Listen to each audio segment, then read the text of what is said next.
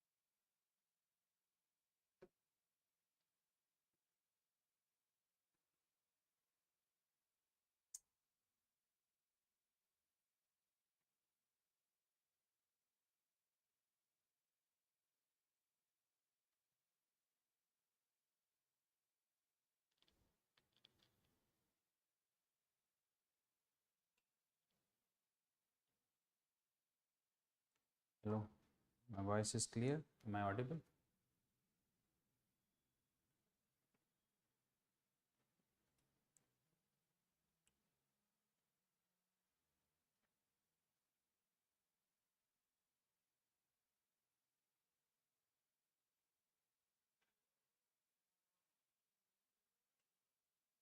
This is clear. Am I audible?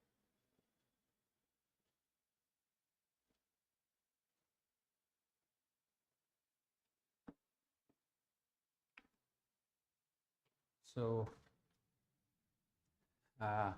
in this series of our lectures on polity, Indian polity, now we are going to move forward with another article and another fundamental right.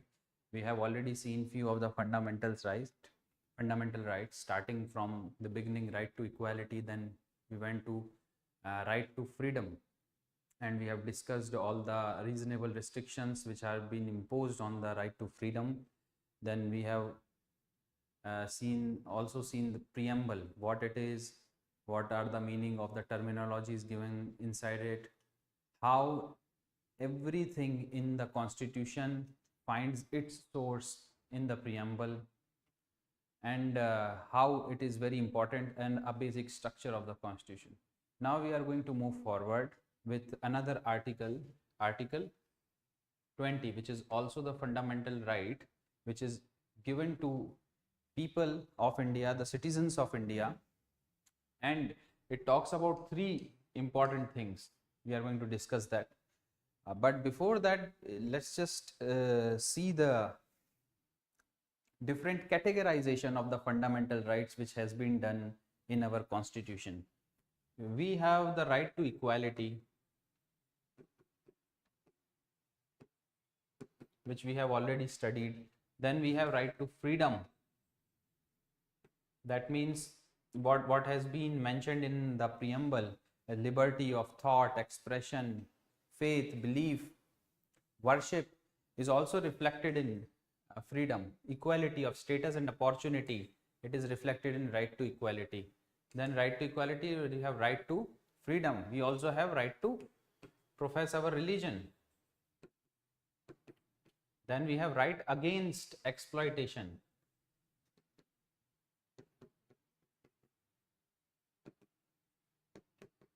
And in all these series of rights, we also have right to freedom of a person. That simply means it combines three articles, 20, 21 and 22. Right to freedom of a person. And how does it define the right to freedom of a person? Article 21 talks about life and personal liberty. It gives you the fundamental right of life and personal liberty.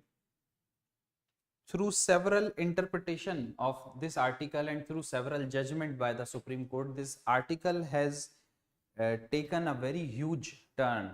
It has become mammoth. It has become very huge. And everything practically can be merged into life and personal liberty. So this one big article and the other two article on the either side of these, article number 20 and article number 22, this 22 talks about a person who has been arrested and a person under preventive detention. person who has been arrested, there shall be several rights of the person who has arrested also. See, rights have been given to free people like you and like me who have not committed any crime as of now and doesn't wish to commit in future.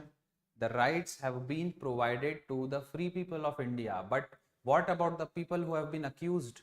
And what about the people who have been prosecuted and punished, who have been convicted and then in the jail?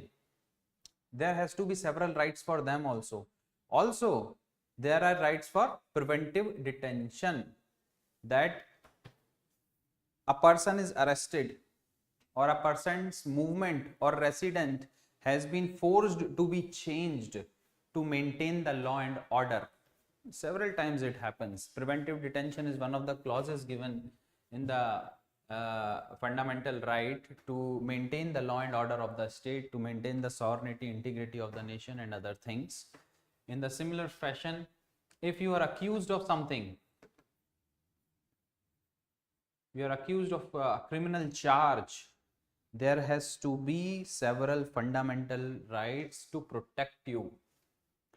Until and unless those fundamental rights are given to protect you, when you are accused, the state can create havoc in your life. The state can go on accusing you with so many things, incriminating yourself.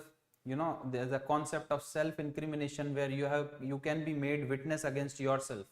The tortures in the police stations and the third-degree treatment can go on increasing if the protection under Article 20 is not given. Also, any law can be applied on you retrospectively if the protection and the immunity under Article 20 has not been given. Let's say if you commit a crime today, which is not an offense, tomorrow Parliament can make a law and retroactively, that means whatever has been committed in the previous date can be made as an offense. So the immunity against such act of the Parliament is also being given under Article 20. That means when you are accused of something,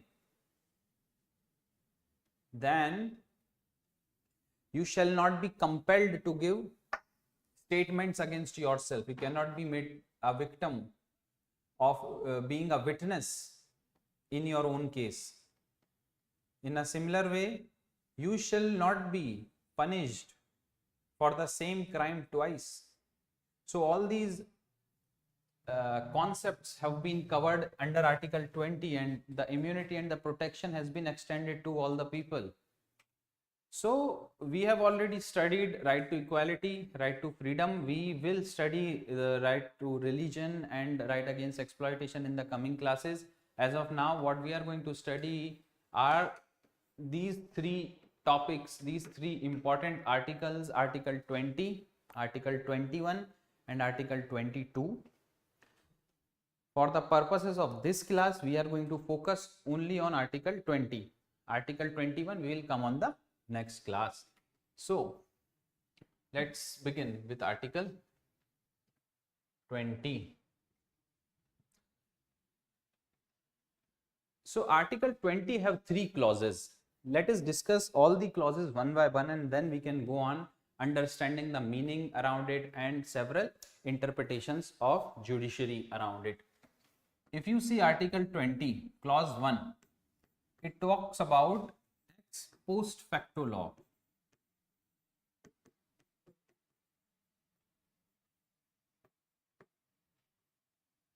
Ex post facto law. Clause 2 talks about double jeopardy.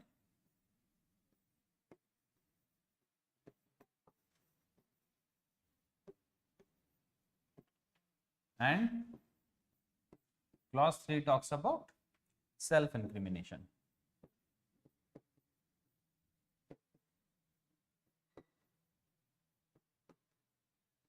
All these are legal concepts.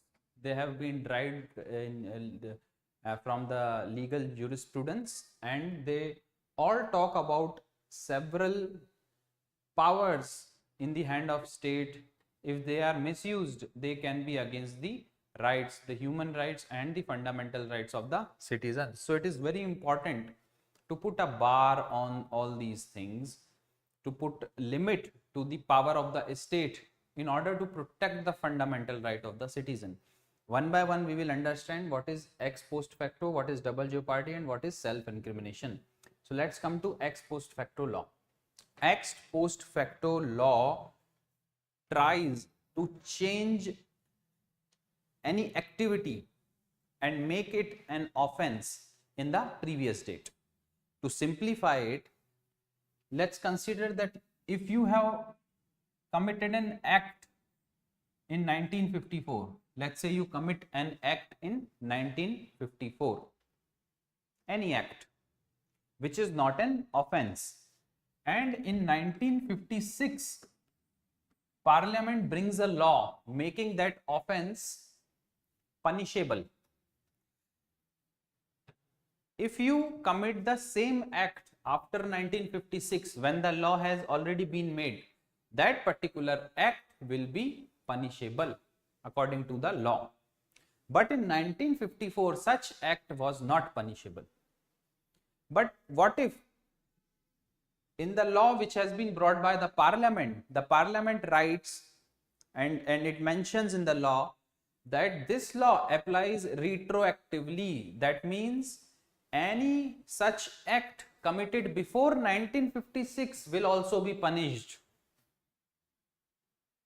This is called changing the law retroactively, mean in the previous date. So if you have committed an act which is not an offense, the general clauses act is there.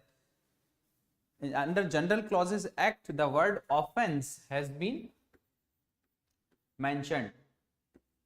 It has been defined. The word offense has not been defined in constitution, but it is defined in other acts which are there. In one of the act is the general clauses act. Is defined the offense is an act which according to the law is punishable. Is punishable. So an action or omission, an activity or inactivity, whatever it may be, if according to law that is punishable, that will be called as an offense. Okay. So here in 1954, what you are doing, you are committing an act, not necessarily an offense, but an act. Drinking a glass of water is also an act. Going to the washroom is also an act. You cannot be punished for this. So it's an activity. We do all sort of activity every day, every time. You're sleeping, you're waking, you're brushing your teeth, then you're eating. Everything is an activity, but not necessarily an offense. When does it become an offense? When in law it has been described and several punishment has been imposed on that activity, then it becomes an offense. Murdering someone, that's also an activity, but it is an offensive activity. It is an offensive activity. It is punishable by law. If you actively commit murder, if you actively take life of another person, another human being, that has been defined in the law as a punishable act, hence it will be called as an offense. So coming to the example of ex post facto law, if you have committed an act in 1954 and that act is not an offense, but in 1956 Parliament brings a law and declares that act as an offense retroactively, that means any act committed before 1956 also will be taken as an offense, then that activity of the government makes it powerful to bring all the actions which you have committed under scrutiny. Then Parliament has the power. Parliament becomes sovereign. Parliament can do anything. If Parliament, let's say there is a majority government who has to wants to take some revenge or wants to fix some person who has done some act, some opposition leader, let's say, who has done some act in 1954, and in 1956 the parliament thinks that he is causing trouble for us, because of him we may lose the next election. So in 1956 parliament brings a law making any activity he did in 1954 as an offense, and then books him and then puts him on trial and then prosecutes him and punishes him, so that he doesn't become the problem in the next elections. Anything can be done. So to protect the citizen, to protect the fundamental right of the citizen from being exploited in this manner by the parliament, Article 20 Clause 1 declares all the ex post facto laws as abhorrent, as invalid and unconstitutional. So this is what Article 20 Clause number 1 says, that to protect you from any activity of the parliament which can declare any act as an offense in the previous date, you will be protected, immunity will be extended to you. Or else parliament can declare any law. If you remember the the case, the Nirbhaya case, one of the accused his age was below 18, and at that time the age for the adult to be tried in a criminal activity was, he has to be 18 or above. So there was a demand throughout the country to change this law and bring it down to 16. Several scientific evidence has also been provided to prove that even a guy who is 16 years of age has the capability to commit a crime like that, a heinous crime. So that act was changed and the age of adult was reduced from 18 to 16. But that particular person who has committed the crime in the Nirbhaya case cannot be tried with the new law, because when he has committed the offense, the law was that an adult has to be 18 years or more. If he has to be tried under some heinous crime, he has to be 18 years or old. Below 18, he will be considered as adolescent. So this definition was changed, but it cannot be changed retroactively. It cannot be done previously. I mean, no law can go on and change the date of the offense, change the cannot put any activity from the previous date into the present one. That simply means any activity done in 1954, we are coming to the same example, and a law which has been brought in 1956 cannot declare the activity done in 1954 as an offense and punishable under the law. That will be unconstitutional, invalid and abhorrent. So I hope you have understood this. The second aspect, the second angle which has been provided in the ex post facto law is that if you have committed an offense, now I am saying you have committed an offense whose punishment was 6 months. Previously I was saying that you have committed an act which was not punishable under law, and the parliament has made that act as an offense in the previous date. But now I am saying something else. What I am trying to say is that you have committed an activity which is an offense and is punishable for 6 months of imprisonment in 1954. Now parliament brings a law, and the law says that any such offense will have a punishment of 1 year, will have a punishment of 1 year, not 6 months. And this is also applied for any offense committed before 1956. So if you have committed an activity in 1954 whose punishment was 6 months, that punishment has been increased to 1 year by a law which was brought in 1956. This is also a retroactive process. This is also when the parliament is amending and changing a law in the previous date for the criminal activity, this is also invalid, this is also unconstitutional, and this is also not allowed. So two things: first, changing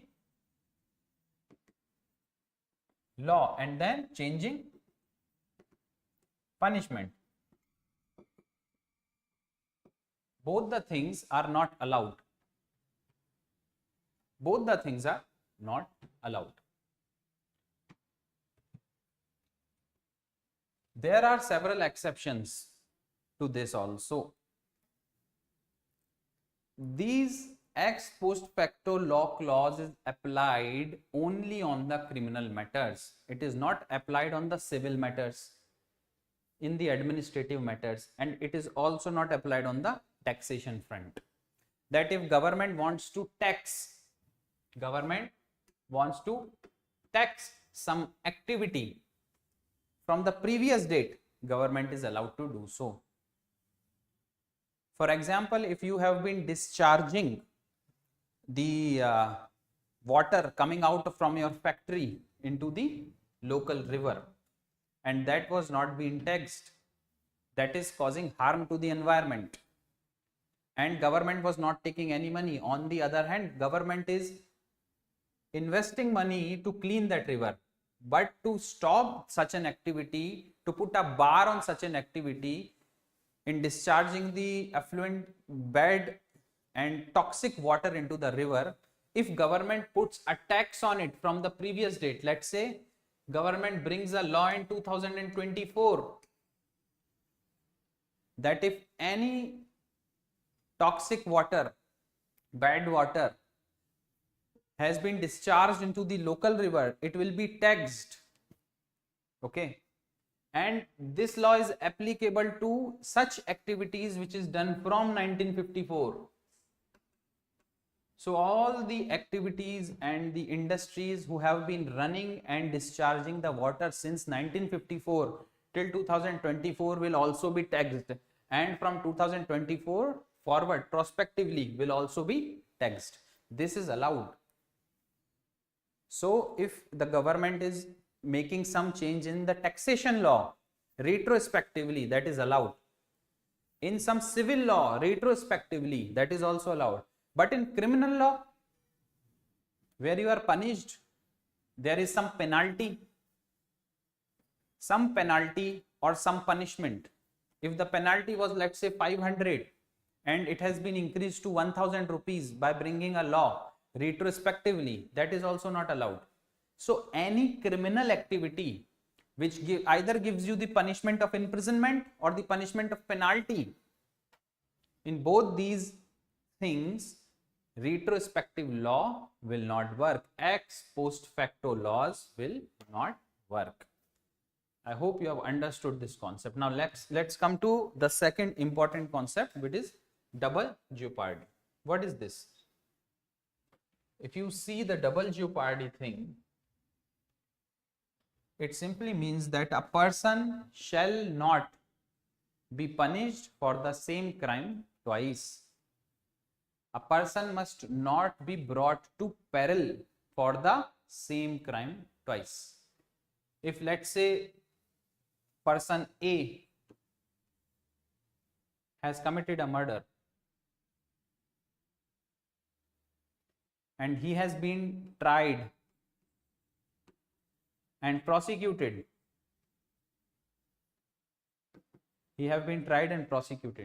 and he have been sentenced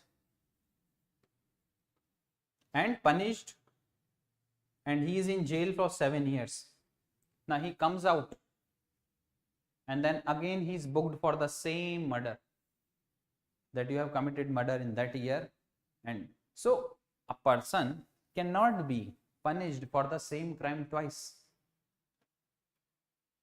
So if he has committed murder, let's say in 2011, and he serves 7 years of prison till 2018, and he comes out and is tried again, that is not allowed.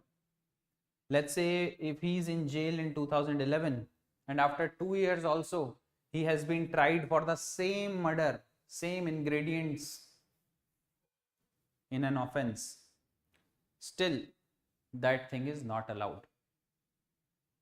So punishment for the same offense is not allowed for the second time. That if you have already been punished, for a crime once, you will not be tried for the second time or will not be punished for the second time. Now there are several differences in the Western countries and the Indian constitution as far as the double jeopardy doctrine goes. The difference is that in Britain and in USA, if a person is tried and acquitted, he has not been convicted but acquitted. He has been tried for something and then the law cannot make, cannot prove his offense beyond a doubt and he has been acquitted. Even then he cannot be brought to peril for the second time for the same offense, even when he is acquitted, not punished or not convicted. What happens in India? If a person is acquitted, he can face the trial for the second time also for the same offense. He can face the trial for the second time also. This is like a continued prosecution. If you are acquitted but then the state moves to the High Court and challenges the decision, then a next fresh trial can start against him for the same offense in India. To attract the immunity under Article 20 Clause 2, a person in India has to be prosecuted and punished. Prosecuted and punished. In Britain and in USA, not necessarily that a person has to be punished or prosecuted, but even if the person goes through the whole trial and at the end is acquitted, means usko chhod diya jata hai, even then what will end up happening is that the person cannot be brought to the peril for the second time. उसको दोबारा संकट में नहीं डाला जा सकता. But in India, what happens? To attract the immunity under Article 20 Clause number 2, इसका अगर आपको प्रोटेक्शन चाहिए तो पहली बार में आपको पनिशमेंट होना जरूरी है. If you have not been punished and prosecuted, then in India, Article 20 Clause number 2 does not apply. That you have been only tried and then acquitted, then a fresh proceedings against you, a fresh trial against you can be started for the same offense. That is the issue. Now, if a person commits an act,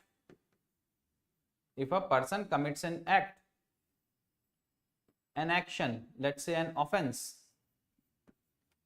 and this is an offense under two different legislation number 1 and legislation number 2. It is an offense under two different legislation and both of them prescribes different punishments. Then what will happen? The person can get both these punishments. If the ingredients of an offense are different, let's say if you have committed one activity and it is punishable under legislation number 1, but according to legislation number 2, the same activity have different ingredients.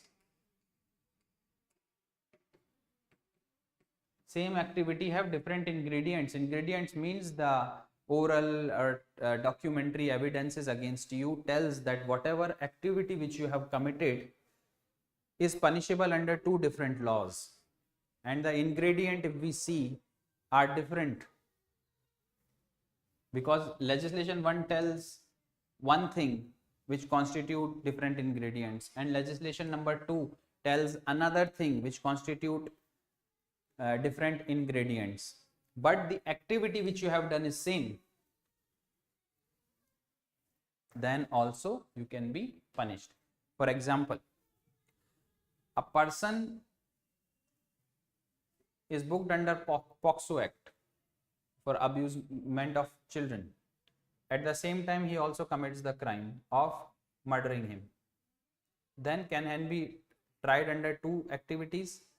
One is under the Indian Penal Code, murder, and then second, the POXO Act for abusing the children. So these two legislation can be applied, and different punishments can also be given at the same time. And the person has to complete one term in jail and then start the next term in jail also. So for a crime or for an offense to be proved under double jeopardy immunity, the ingredients of the crime has to be same. That simply means the crime has to be proved that there is only one offense involved, not two different offenses involved. Okay, and if there is only one activity which is an offense, a person cannot be put onto peril if he has been prosecuted or punished for the same activity. So these are little nuances of double jeopardy. They may look a little confusing, but if you see very closely and focus on this, it is very easy to understand. Simple. If the ingredients of an offense are same, then you will get immunity under double jeopardy. If the ingredients are different, for the same offense also, if the ingredients are different, what will end up happening is you can get double punishment for two different offenses. I hope this is clear. Now let us come to self-incrimination. What is self-incrimination? That you have been made a witness against yourself. What happens if some person is booked under a law? If some person is booked under a law for an offense, the police books him, starts the investigation, and then sometimes court provides the custody, and in the custody the police starts third degree treatment. Police starts third degree treatment to obtain any information from the accused against himself.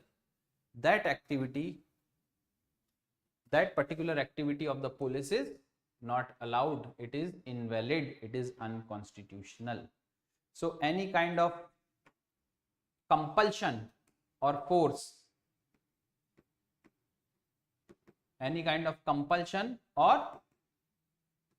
force, if applied on an accused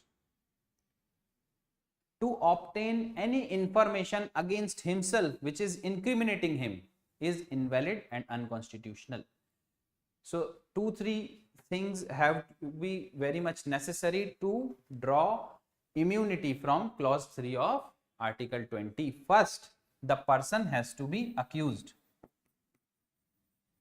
If a person, let's say, is not accused and he is making a statement under compulsion, then the protection under Article 20 clause 3 will not be attracted.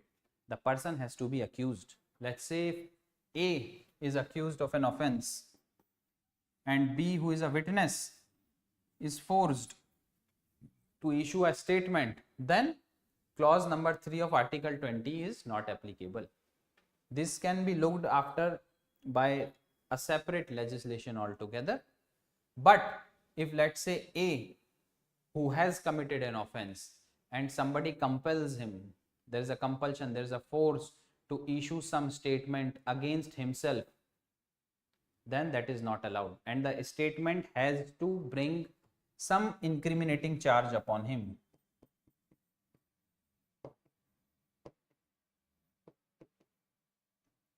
अभी मान लीजिए police ने force तो आपको करा और कोई statement भी निकलवा दिया, बट उस स्टेटमेंट का कोई मतलब नहीं है, कोई इंक्रिमिनेटिंग चार्ज नहीं बन रहा है, then it will not attract immunity, then it will not be considered as self incrimination. Self incrimination उसी समय कहलाएगा जिस समय सबसे पहले you are an accused, second thing any statement which you are giving to the police under compulsion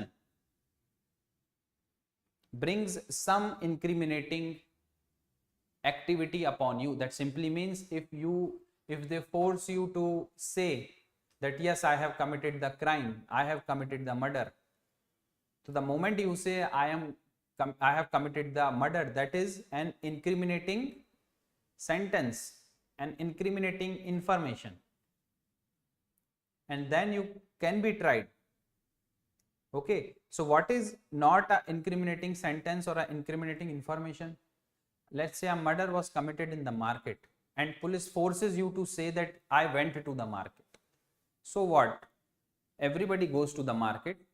That is not a self-incriminating statement, but the self-incriminating statement is I went to the market and I committed the murder. Just saying that I went to the market does not prove that you committed the murder. So, for the immunity under self-incrimination to be attracted, you have to be an accused first, that you have been accused of the charges of murder. Then there was compulsion.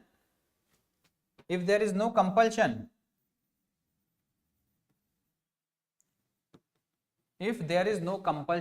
and you are giving statement against yourself without having any threat in your mind, there is no compulsion by the police, there is no outside extraneous compulsion by anybody, there is not any threat made to you, but voluntarily you are giving a statement against yourself, then it will not be called as self-incriminating statement.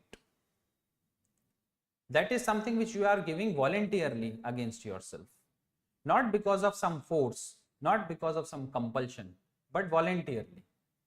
So in such an activity where there is no compulsion, but a person is giving the statement voluntarily against himself, it's a privilege which is given under Article 20 clause number 3, and if you want to waive that privilege against yourself, you can do so. You can issue a statement incriminating yourself, but that statement has to be voluntarily. It must not be compulsive. It must not be forced upon you. This is important to understand. So, you have to be accused first of an activity. You have to be forced. You have to be under compulsion to issue a statement. And whatever statement is issued or whatever document which has been provided or whatever which becomes a proof against you has to be incriminating, means that statement, oral statement or documentary statement is proving your criminal indulgence into any activity. If that is also not done, then that particular event will not be called as self-incriminating. So for something to be self-incriminating, first you have to be an accused. Second, you have to be forced by some external force, either police or someone else. And third, whatever evidence you are giving, whether oral or documentary evidence, has to be incriminating, means it is proving that you have committed the offense. And any of these conditions, if they are not met, that will not draw immunity under Article 20 clause number 3, means that will not be called as self-incrimination. So this is what is self-incrimination. Clause 3. Clause 2 is double jeopardy, where you cannot be punished for the same crime twice, and ex post facto law, that any act cannot be made an offense from a previous date. These three activities, these three clauses of Article 20 are fundamental rights. They are the protection given to a person who is accused. Or else think about it. If clause 3 is removed, what will happen? You will be forced in the police custody, in the pre-trial stage, and also in the court when the trial is going on. You can be forced at any time to issue statement against yourself, to self-incriminate yourself. See, this is the easiest thing. Police doesn't have to work. The prosecution who have prosecuted you, who is claiming that you have committed an offense, doesn't have to work. The onus to prove a crime lies on the prosecution. If somebody is coming and a state or some prosecution is coming and they are claiming that you are the person who have committed this crime, then it is upon them to prove the crime. You are considered not as an accused, but not guilty.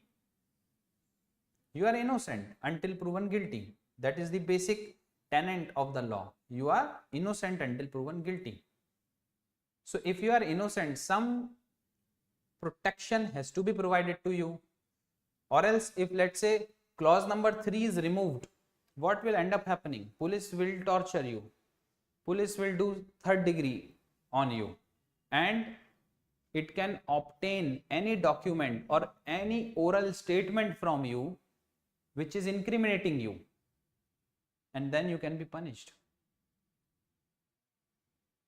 So to avoid this and to maintain human privacy, to maintain the civilized society, civic sense in the society, this is very important that a person shall not be forced to issue any statement against himself.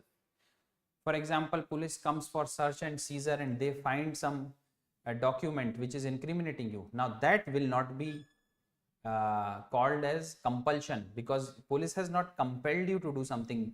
In search and seizure they have found something.